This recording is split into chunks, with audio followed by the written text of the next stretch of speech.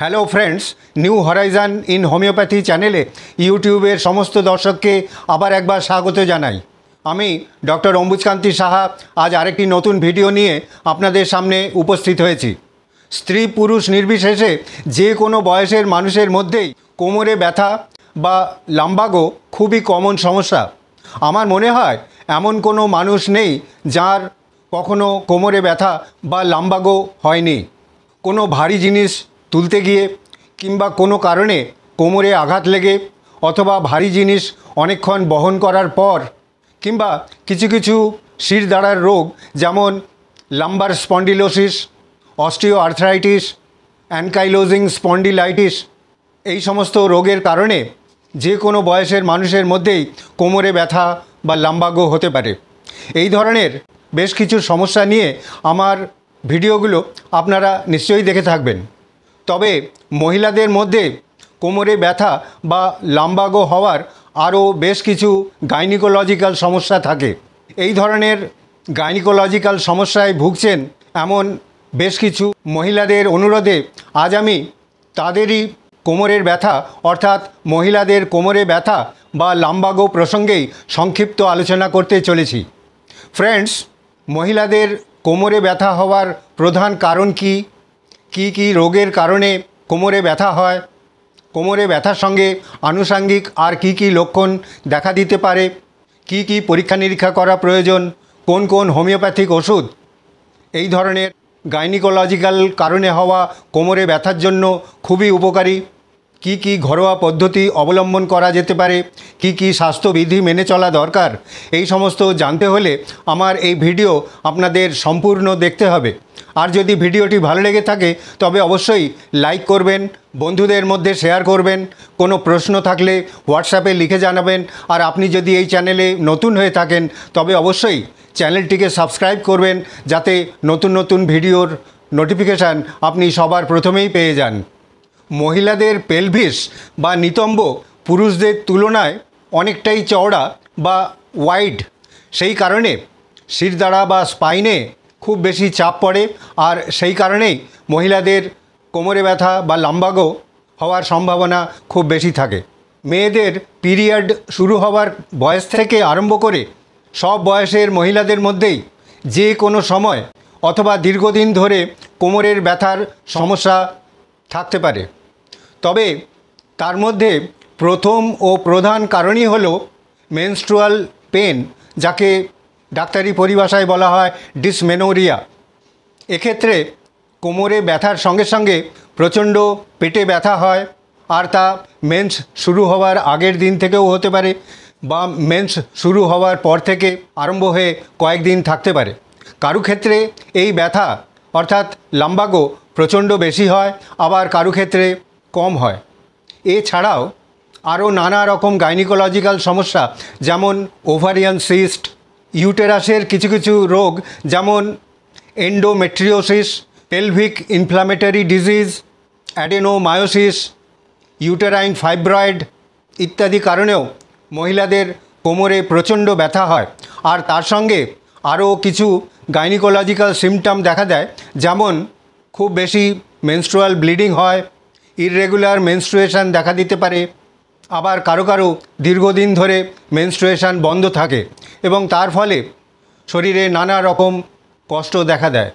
এর মধ্যে বেশিরভাগ সমস্যাই কিন্তু মেনোপজের পরে সম্পূর্ণ সেরে যায়। তবুও এই ধরনের সমস্যা যদি দীর্ঘদিন চলতে থাকে তার থেকে নানা রকম কমপ্লিকেশন দেখা দিতে পারে, যেমন কোমরে ব্যথার কারণে হাঁটা চলায় খুব কষ্ট হতে পারে, দৈনন্দিন কাজকর্ম করতে খুব অসুবিধা হতে পারে। তাছাড়াও অনেক মহিলার ক্ষেত্রেই ইনফার্টিলিটি দেখা দিতে পারে।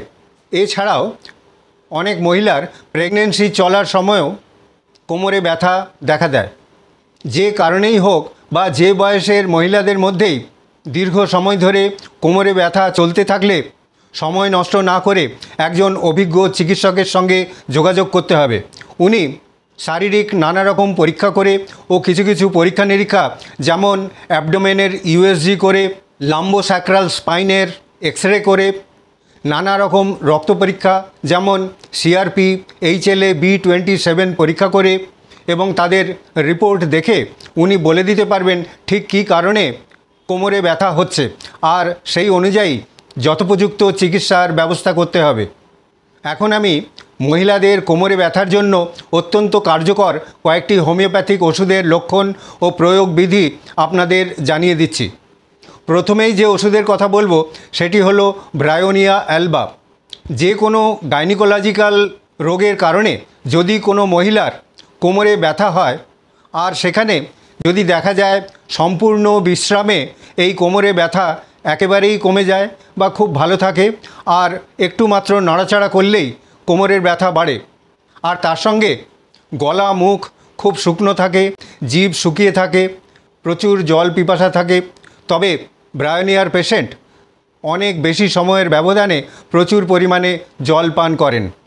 এই সমস্ত লক্ষণ থাকলে ব্রায়োনিয়া অ্যালবা 30 বা 200 প্রতি মাত্রায় 3-4 ফোঁটা হাফ কাপ জলের সঙ্গে মিশিয়ে সারাদিনে 2 বা 3 বার খাওয়া যেতে পারে। এরপর যে ওষুধের কথা বলবো সেটি হলো ক্যালকেরিয়া কার্ব। যে সমস্ত স্থূলকায় মহিলাদের নানা ধরনের গাইনিকোলজিক্যাল সমস্যা, যেমন uterine fibroid, polycystic ovarian disease, adenomyosis, endometriosis, এই সমস্ত কারণে নানা ধরনের মেনস্ট্রুয়াল প্রবলেম দেখা দেয় এবং তার সঙ্গে প্রচণ্ড কোমরে ব্যথা হয়, তাহলে ক্যালকেরিয়া কার্ব খুবই উপকারী। ক্যালকেরিয়া কার্বের রোগীদের কনস্টিপেশনের সমস্যা দেখা যায় আর তারা খুব ডিম খেতে পছন্দ করেন। এই সমস্ত লক্ষণে ক্যালকেরিয়া কার্ব 30 বা 200 প্রতি মাত্রায় 3-4 ফোঁটা হাফ কাপ জলের সঙ্গে মিশিয়ে সারাদিনে 2 বা 3 বার খাওয়া যেতে পারে।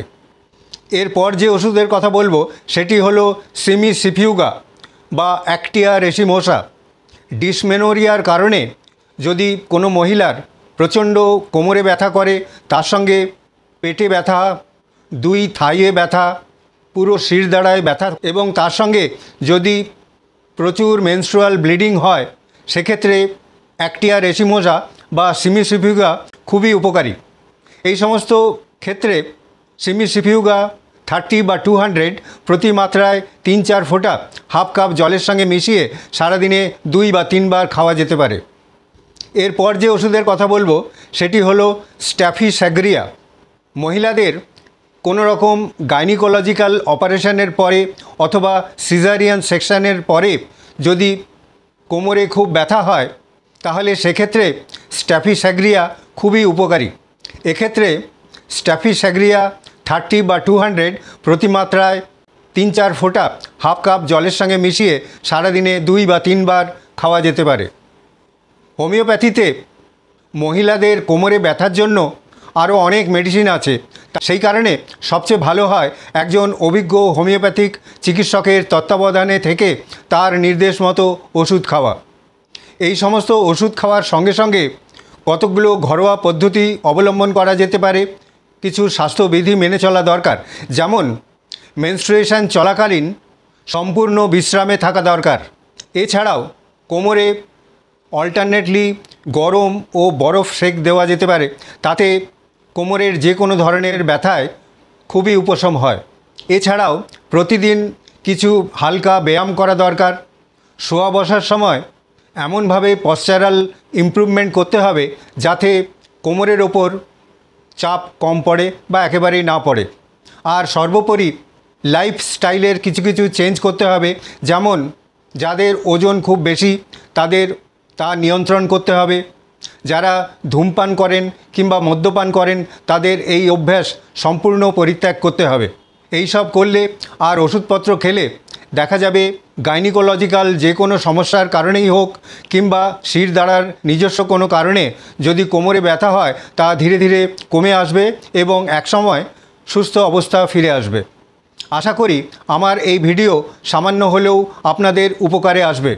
আবার আরেকটি নতুন ভিডিও নিয়ে আপনাদের সামনে উপস্থিত হব এই আশা নিয়েই আজকের মতো এখানেই শেষ করছি। ধন্যবাদ, নমস্কার।